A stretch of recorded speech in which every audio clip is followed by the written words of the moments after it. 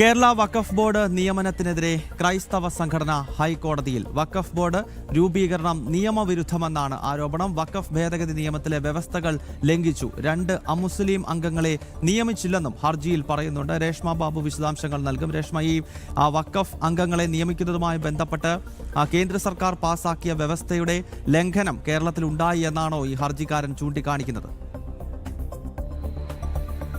അതെ ഗൗതം, അതായത് നേരത്തെ കേന്ദ്ര സർക്കാർ പാസാക്കിയ വഖഫ് നിയമ ഭേദഗതി അതനുസരിച്ച് 2 അമുസ്ലിം അംഗങ്ങളെ വഖഫ് ബോർഡിൽ നിയമിക്കേണ്ടതുണ്ട്. പക്ഷേ കേരള സംസ്ഥാനത്ത് അത്തരത്തിൽ വഖഫ് ബോർഡിൽ 2 അമുസ്ലിം അംഗങ്ങളെ നിയമിച്ചിട്ടില്ല. 9 മുസ്ലിം അംഗങ്ങളാണ് ഉള്ളത്. ഇതിൽ നേരത്തെ BJP സംസ്ഥാന ഉപാധ്യക്ഷനായിട്ടുള്ള ഷോൺ ജോർജ് ഒരു ഹർജി നൽകിയിരുന്നു. അതിൽ നോട്ടീസൊക്കെ ആയിരിക്കുകയാണ്. അതിനിടയിൽ തന്നെയാണ് assembly of Christian trust services എന്ന് പറയുന്ന ഒരു ക്രൈസ്തവ സംഘടന കൂടി സമാനമായിട്ടുള്ള ആവശ്യം ഉന്നയിച്ചുകൊണ്ട് ഹൈക്കോടതിയിൽ ഒരു ഹർജി നൽകിയിരിക്കുന്നത്.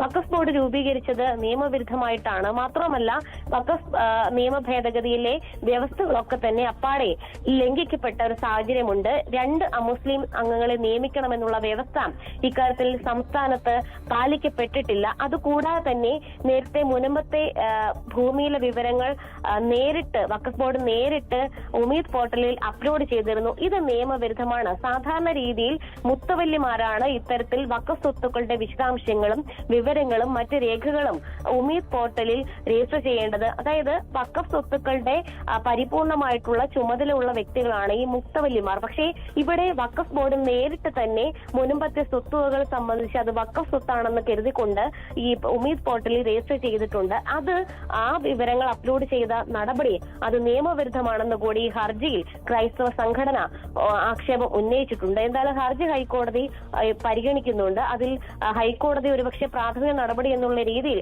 എതിർകക്ഷികൾക്ക് നോട്ടീസ് അയച്ചുകൊണ്ടുള്ള ഒരു നീക്കത്തിലേക്കായിരിക്കും, അല്ലെങ്കിൽ അത്തരമൊരു നടപടിയിലേക്കായിരിക്കും കടക്കുക. ഗൗതം, ഓക്കെ, വഖഫ് ബോർഡിന്റെ രൂപീകരണവുമായി ബന്ധപ്പെട്ടാണ് ഇപ്പോൾ ക്രൈസ്തവ സംഘടനകൾ അതിനെ ചോദ്യം ചെയ്ത് കോടതിയെ സമീപിച്ചിരിക്കുന്നത്. രേഷ്മ ബാബുവാണ് വിശദാംശങ്ങൾ നൽകിയത്.